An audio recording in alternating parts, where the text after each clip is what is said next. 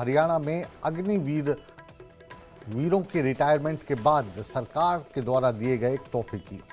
अग्निवीरों को अब हरियाणा में सरकारी नौकरियों में आरक्षण की व्यवस्था लागू करने के निर्देश जारी किए गए हैं।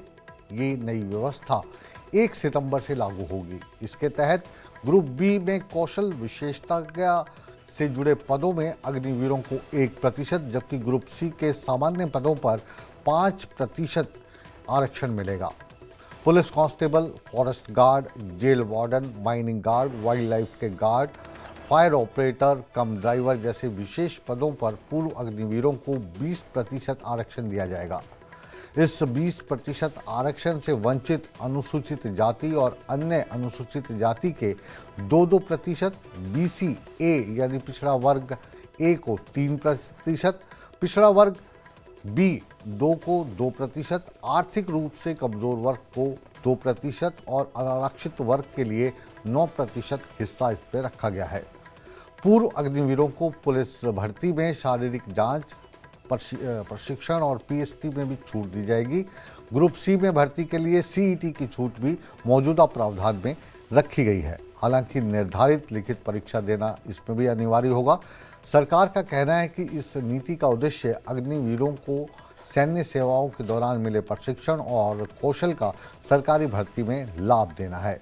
चयन संबंधित श्रेणी की मेरिट के आधार पर यह भर्ती की जाएगी और इस भर्ती के बाद अब अग्निवीरों के लिए ये पहला तोहफा आप कह सकते हैं सरकार ने दिया है। आइए अधिक जानकारी के लिए रुख करते हैं हमारे संवाददाता अंकित दुदानी का। अंकित, ये जो खबर है बड़ी खबर है, जो बार बार बात हो रही थी कि अग्निवीरों को 4 साल के बाद घर वापस आना पड़ेगा, लेकिन अब ये जो आरक्षण है तो इससे उनकी उम्मीदें बढ़ेगी और जो सरकारी नौकरियां हैं इसमें भी उनको जगह मिलेगी।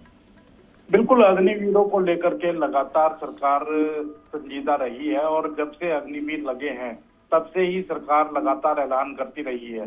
और वो चाहे फॉरेस्ट गार्ड हो, पुलिस कांस्टेबल हो, जेल वार्डन हो, माइनिंग वार्ड हो, तो इस तरह के सारे जो पद हैं उनके अंदर पहले से ही सरकार ने जो है आरक्षण दे रखा है और कहा है कि इसमें सीधी भर्ती की जाएगी।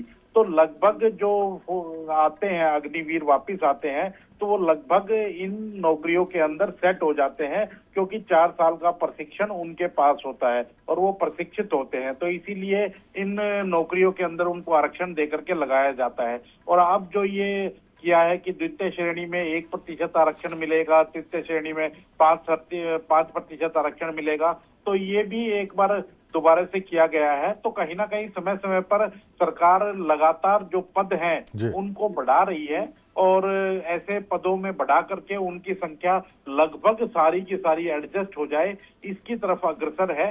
क्योंकि एक बड़ा मुद्दा विपक्ष की ओर से बनाया गया था और कहा गया था कि 4 साल में जब वो सेना से वापस आ जाएंगे तो वो बेरोजगार होकर के फिरेंगे और उन्हें कोई काम नहीं देगा, तो 4 साल के लिए सेना की कौन सी नौकरी होती है। तो उसके बाद ही सरकार ने केंद्र की सेवाएं हो या राज्य स्तर की सेवाएं हो, उनके अंदर ये आरक्षण रखा है और 4 साल के बाद वो जब आएंगे तो आसानी से आरक्षण इसीलिए दिया गया है कि उनको आसानी से एडजस्ट किया जा सके और वो आसानी से फिर नौकरी कर सके। और इसीलिए अग्निवीरों में अग्निवीर बनने के प्रति लोगों में रुझान भी अब बढ़ा है। जी। जो अभी मौजूदा आरक्षण है उसके एडिशनल ये आरक्षण है या जो आरक्षण अभी है उसके अंदर में से कुछ हिस्सा काट के इनको दिया जाएगा?